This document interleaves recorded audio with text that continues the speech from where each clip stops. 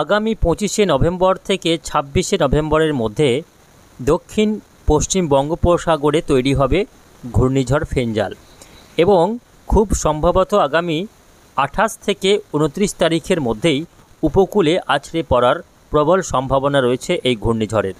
সুপ্রিয় সুধী দর্শক, আসুন দেখে নেব শীতের মুখেই ফের ঘূর্ণিঝড়ের আশঙ্কা। ঠিক কবে, কখন, কোথায়, কোন উপকূলে আছড়ে পড়বে এই ঘূর্ণিঝড় ফেঞ্জাল, এর প্রভাবে কোথায় কেমন ঝড় বৃষ্টির সম্ভাবনা রয়েছে, বাংলার আবহাওয়াতে কতটা প্রভাব পড়বে, বাংলায় কবে থেকে ঝড় বৃষ্টি হবে, এই নিয়ে বিস্তারিত আলোচনা করব আজকের এই ভিডিও বার্তায়। অবশ্যই প্রতিবেদনটিকে শেষ পর্যন্ত দেখবেন।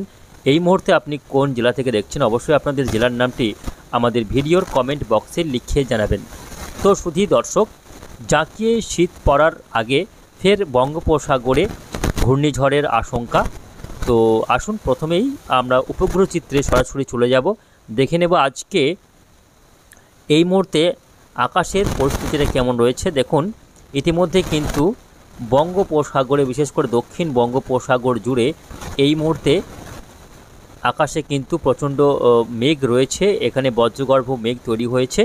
যেহেতু সিস্টেমটি এখানেই অবস্থান করছে, ইতিমধ্যেই ঘূর্ণাবর্ত তৈরি হয়েছে, দক্ষিণ পূর্ব বঙ্গোপসাগরে অবস্থান করছে ঘূর্ণাবর্তটি, যেটা পরবর্তী সময়ে শক্তি বাড়িয়ে প্রথমে নিম্নচাপ হবে, তারপর সেটা ঘূর্ণিঝড়ে পরিণত হবে। ঠিক এই অংশে তৈরি হয়েছে ঘূর্ণাবর্তটি।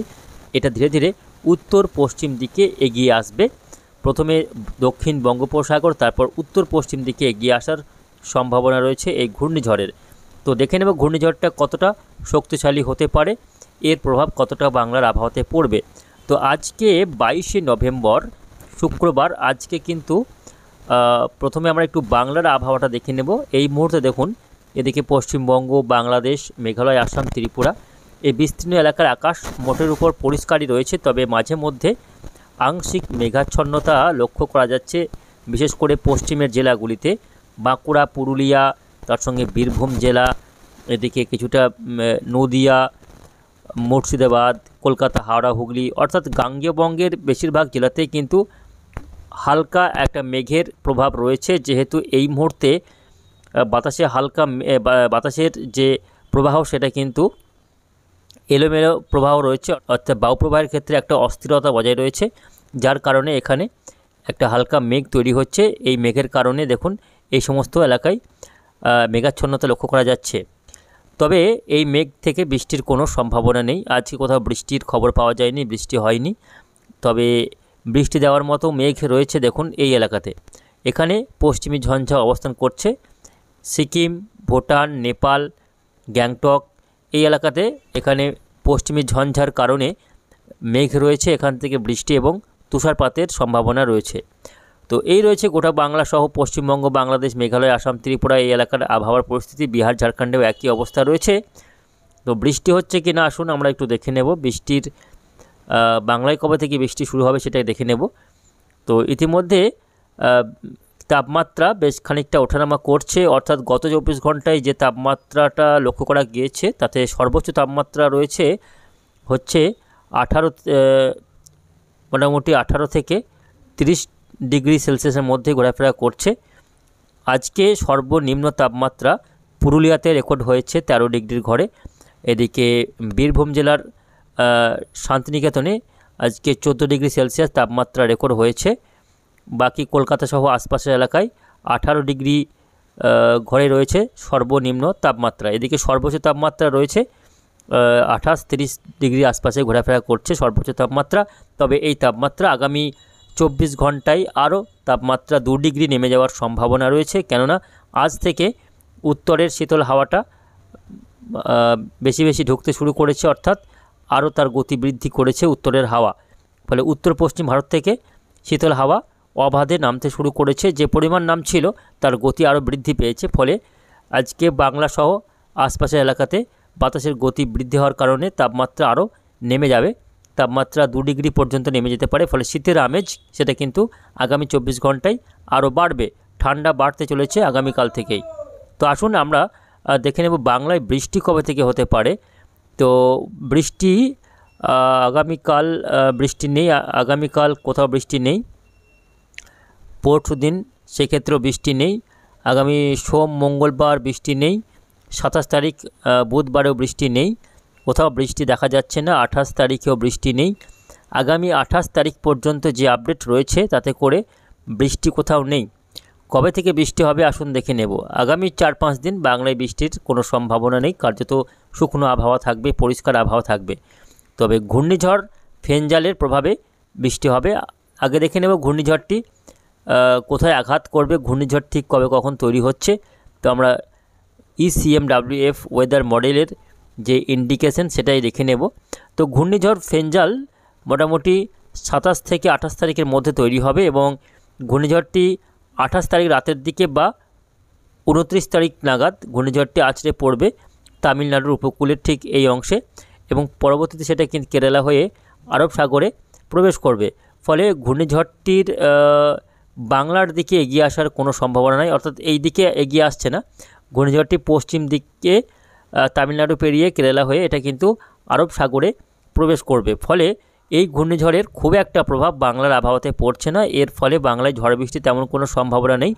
তবে বৃষ্টি হবে সব জেলাতে নয়, শুধুমাত্র উপকূলবর্তী জেলাগুলিতে কিছুটা এর প্রভাব পড়তে পারে। বিশেষ করে পশ্চিমবঙ্গের ক্ষেত্রে দক্ষিণ 24 পরগনা, উত্তর 24 পরগনা, মেদিনীপুর, বাংলাদেশের খুলনা, বরিশাল, চট্টগ্রাম বিভাগে আগামী 28 তারিখ থেকে 30 তারিখ বা ডিসেম্বরের 1 তারিখ এই সময় করে বৃষ্টির একটা সম্ভাবনা রয়েছে। আমরা যদি গ্লোবাল ফোরকাস্টিং সিস্টেমে দেখাই GFS ওয়েদার মডেলে, সেক্ষেত্রে আমরা বৃষ্টিটা দেখতে পাচ্ছি। দেখুন আগামী বৃহস্পতিবার অর্থাৎ 28 তারিখ থেকে বৃষ্টিটা হতে পারে। 28 তারিখ দেখা যাচ্ছে বৃষ্টি, দেখুন এই এলাকায় বৃষ্টি হবে।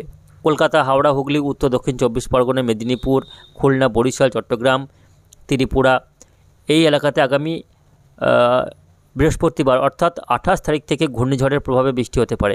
ঘূর্ণিঝড়টি তামিলনাড়ু উপকূলে আছড়ে পড়লেও এর প্রভাবে এই পর্যন্ত উত্তর বঙ্গোপসাগর পর্যন্ত তার একটা প্রভাব দেখা যাচ্ছে। এটা কিন্তু গ্লোবাল ফোরকাস্টিং সিস্টেম বলছে। তবে ECMWF ওয়েদার মডেল অনুসারে ঘূর্ণিঝড়ের প্রভাব বাংলাতে থাকছে না, কিন্তু গ্লোবাল ফোরকাস্টিং সিস্টেম দেখাচ্ছে যে এর প্রভাবে আগামী 28, 29 এবং 30 এই দিনগুলিতে বৃষ্টিপাতের সম্ভাবনা থাকছে, অর্থাৎ 3 দিন বৃষ্টি হতে পারে এর প্রভাবে। তো প্রিয় দর্শক, এই রয়েছে একটা আবহাওয়ার পরিস্থিতি। ঘূর্ণিঝড়ের সরাসরি কোনো প্রভাব পড়বে না। ঘূর্ণিঝড় ফেঞ্জাল তৈরি হলেও সেটা তামিলনাড়ুর দিকে এগিয়ে যাবে, বাংলার দিকে এগিয়ে আসার কোনো সম্ভাবনা নেই। আপাতত আগামী 27 তারিখ পর্যন্ত বৃষ্টি নেই।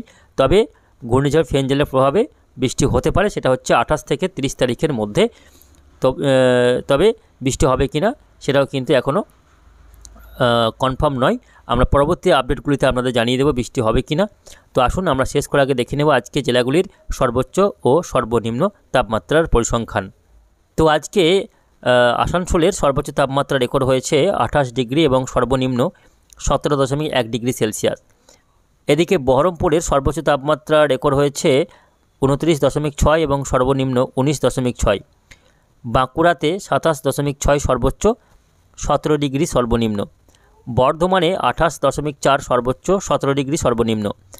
দার্জিলিংয়ে সর্বোচ্চ তাপমাত্রা রেকর্ড হয়েছে 15.8 ডিগ্রি এবং সর্বনিম্ন 7.6 ডিগ্রি। ডায়মন্ড হারবারে 31.2 সর্বোচ্চ, 18.8 ডিগ্রি সর্বনিম্ন। দীঘার সর্বোচ্চ তাপমাত্রা রয়েছে 29.9 ডিগ্রি এবং সর্বনিম্ন 17.6 ডিগ্রি। এদিকে আলিপুরের সর্বোচ্চ তাপমাত্রা রয়েছে 28 ডিগ্রি এবং সর্বনিম্ন 18.7 ডিগ্রি। হাওড়াতে 28.1 ডিগ্রি সর্বোচ্চ রেকর্ড হয়েছে এবং সর্বনিম্ন রেকর্ড হয়েছে 17 ডিগ্রি সেলসিয়াস। সল্টলেকে 29.7 ডিগ্রি সর্বোচ্চ, 20.5 ডিগ্রি সর্বনিম্ন তাপমাত্রা রেকর্ড হয়েছে। নদিয়াতে 28.4 সর্বোচ্চ, 17.4 সর্বনিম্ন। এদিকে পুরুলিয়ার সর্বনিম্ন তাপমাত্রা রেকর্ড হয়েছে 13.1 ডিগ্রি। এটাই কিন্তু আজকের সর্বনিম্ন তাপমাত্রা। বোলপুর শান্তিনিকেতনে আজকে সর্বোচ্চ তাপমাত্রা রেকর্ড হয়েছে 28.2 এবং সর্বনিম্ন 14.4 ডিগ্রি সেলসিয়াস। এই তাপমাত্রা আগামী 24 ঘন্টায় আরও কোথাও 1 ডিগ্রি, কোথাও 2 ডিগ্রি কমে যাওয়ার সম্ভাবনা রয়েছে সর্বোচ্চ এবং সর্বনিম্ন উভয় তাপমাত্রায়।